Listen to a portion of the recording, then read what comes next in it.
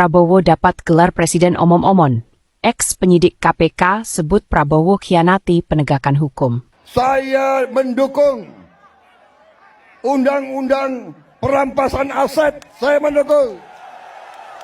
Presiden Prabowo Subianto mendapat sorotan tajam usai pemberian amnesti kepada Hasto Kristianto. Bahkan, gelar baru kini ramai disematkan. Presiden Omong-omong, sebuah sindiran pedas terhadap janji-janji kampanye yang dinilai tidak ditepati.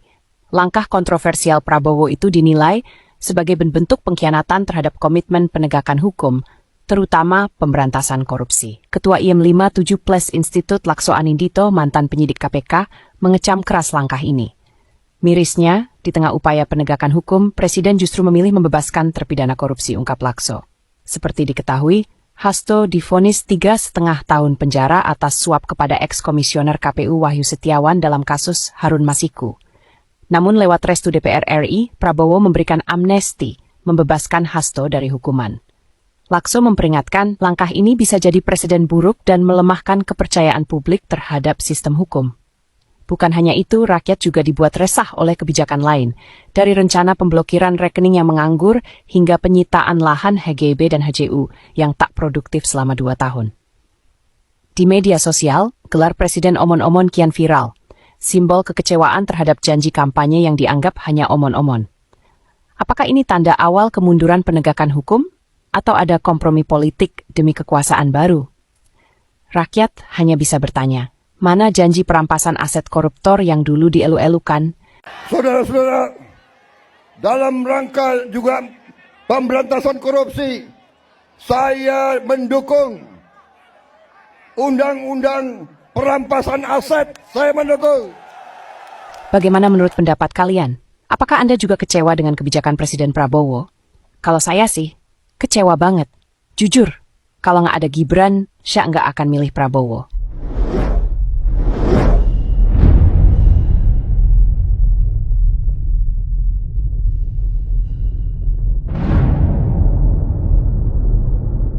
Buat para barisan sakit hati, jangan ikut-ikutan komen di video ini ya. Coba kita simak dulu pernyataan dari Bapak Wapres, yaitu Mas Gibran Raka Buming Rakanya.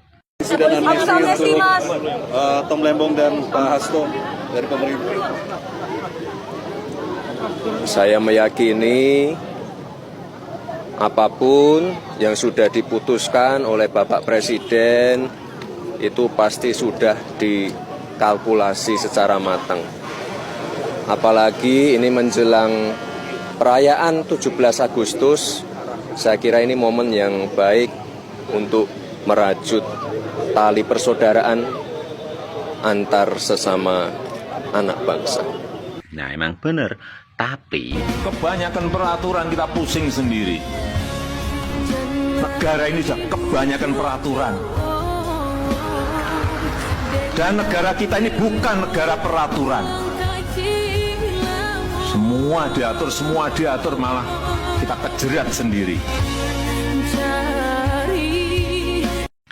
nah, saat Megawati itu bertemu dengan Pak Prabowo, setelah itu Pak Prabowo itu membebaskan Tom Lembong dan juga sekjen dari PDIP, yaitu Hasto Kristianto. Yang penting alasan Pak Prabowo untuk membebaskan Hasto itu jangan cuma hanya diberi nasi goreng oleh Mak Banteng ya Pak ya.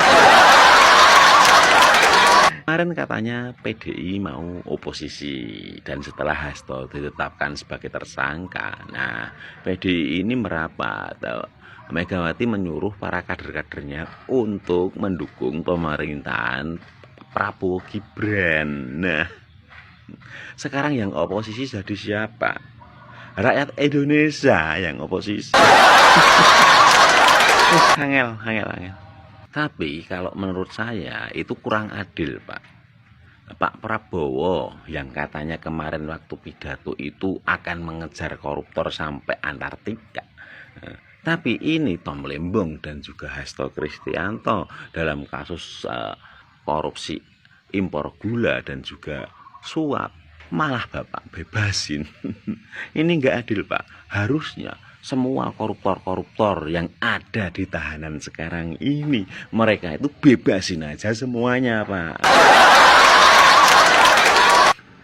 Itu ya. Nah, kalau rekening tidak digunakan selama 3 bulan, itu maka akan diblokir. Nah, ya memang benar, biar nanti uang yang keluar masuk dari rekening itu bisa mendeteksi pencucian uang ataupun korupsi gitu ya.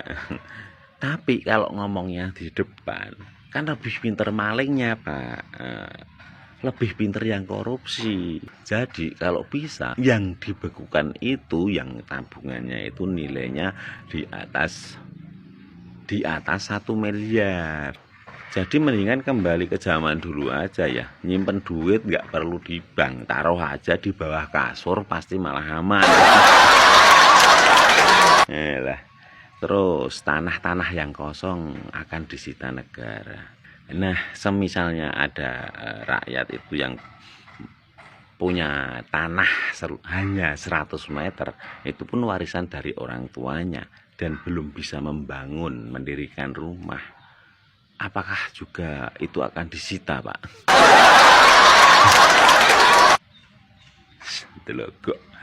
Atau jangan-jangan Pak Prabowo itu juga kemakan omongannya para mantan jenderal yang mau memakzulkan Mas Gibran kemarin ya. Terus Megawati datang ke situ buat dukung Prabowo besok tahun 2029 gitu kali ya. Kalau gitu saya sebagai bolone Mase ya tetap akan bergabung ke Gajah. Jadi buat teman-teman bolone Mase ataupun dari Projo, silahkan Anda berkomentar di sini ya. Kalian setuju nggak kalau dari bolone Mase dan juga dari Projo itu masuk ke PSI? Yang katanya ijazah palsu, plonga-plongo, si tukang kayu, ternyata lebih bernyali. Menyala apaan kok?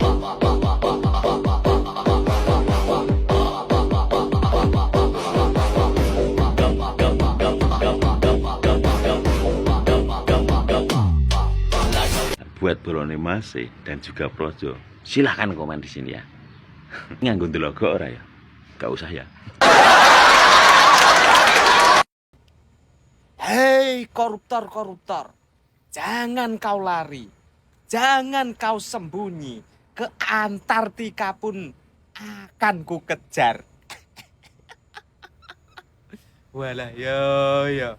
Aku nek kelingan omongan kuwi kok ngono kok ya keblocok lho aku. Jebule kok ya sing jarine wong presiden omon-omon. Lah ya kok kenyataan aku ya jan yo heran ora sembodo pangkate jenderal. Wis nek ndelok omongane kemplentus ya to. Duelani rakyat, alah-alah tipu muslihat. Berilah seseorang itu jabatan, pasti akan kelihatan sifat dan watak aslinya. Diabang bayi, wow.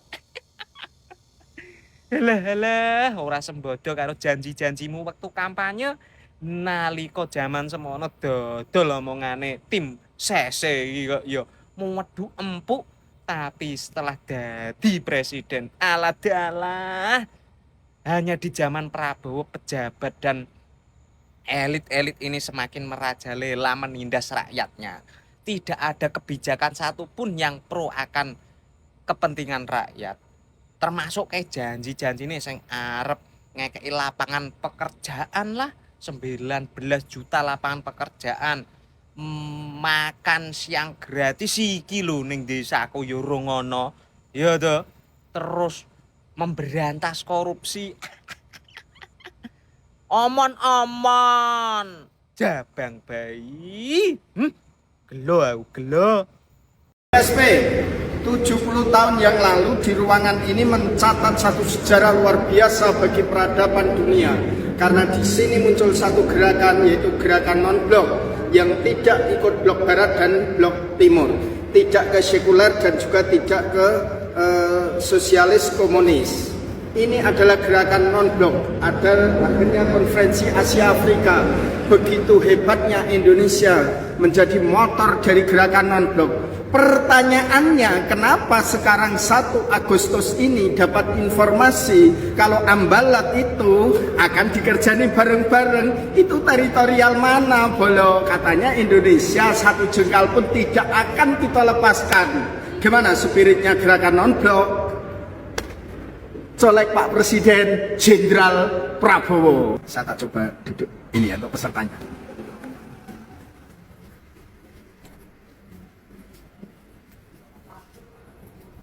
Jadi bagi saya, Prabowo sedang melakukan blunder besar. Saya secara pribadi menjadi pesimis terkait niat dan komitmen pemberantasan korupsi oleh Presiden. Semuanya hanya untuk kepentingan politik. Kalau alasan untuk menciptakan persatuan untuk perayaan 17 Agustus seperti yang dikatakan Menteri Hukum, maka lebih hancur sudah. Semua pejabat lakukan saja korupsi karena saat jelang HUT RI pasti ada peluang dapat pengampunan Presiden. Semua kader partai politik juga giatkan aja korupsi. Karena demi alasan persatuan agar tidak ada partai yang jadi oposisi, pasti akan diberikan pengampunan dari Presiden.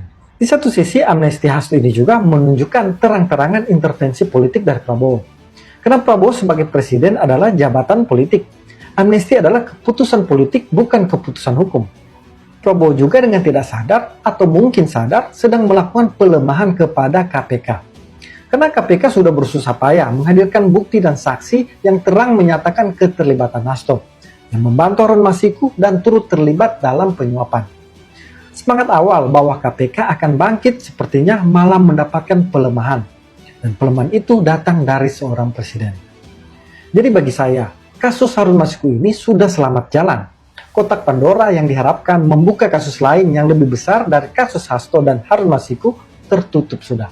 Indikasi sejumlah orang besar yang bakal terseret seperti sosok ibu yang dalam rekaman KPK menyebutkan ada perintah ibu, sepertinya akan terkubur rapat.